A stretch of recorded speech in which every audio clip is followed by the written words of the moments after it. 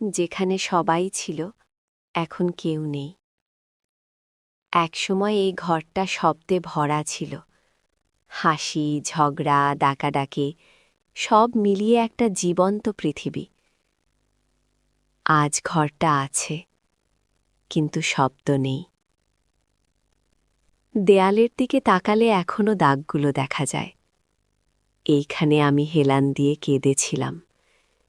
এইখানে মা বসে মাথায় হাত বুলিয়ে বলেছিল, সব ঠিক হয়ে যাবে। কিন্তু কিছুই ঠিক হয়নি মা। তুমি চলে গেলে। ঠিক হয়ে যাওয়ার আশা নিয়েও তুমি চলে গেলে। বাবার চেয়ারটা এখনো কোনায় রাখা। সে চেয়ারে কেউ বসে না, কারণ কেউ বসলে মনে হবে বাবা হয়তো আবার উঠেই বলবেন, এই নে একটু চা নিয়ে আয়। কিন্তু বাবা আর ওঠেন না। রাতে যখন বিদ্যুৎ চলে যায়, আমি এখনো ভয় পাই। আগে ভয় পেলে ডাক দিতাম, মা। এখন ডাক দিলে শুধু নিজের কণ্ঠই ফিরে আসে। সবচেয়ে কষ্ট হয় সেই দিনগুলো মনে পড়লে, যেদিন বুঝিনি এই সাধারণ দিনগুলোই একদিন স্মৃতি হবে।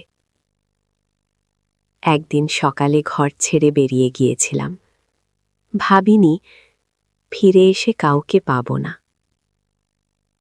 আজ শহরের ভিড়ে দাঁড়িয়ে আমি খুব একা।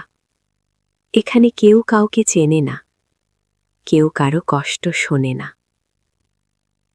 সবাই শুধু বলে, স্ট্রং থাকো। কিন্তু কেউ বলে না, কাঁদতে দাও। আমি জানি সময় নাকি সব সারিয়ে দেয়, কিন্তু সময় শুধু অভ্যস্ত করে তোলে শূন্যতার সাথে বাঁচতে। আজও মাঝে মধ্যে ঘুম ভেঙে যায়। মনে হয় সবই বুঝি স্বপ্ন ছিল। মা রান্নাঘরে আছে, বাবা খবরের কাগজ পড়ছে। তারপর বাস্তবটা চোখে পড়ে। যেখানে সবাই ছিল, এখন সেখানে শুধু আমি আর কিছু না বলা কথা।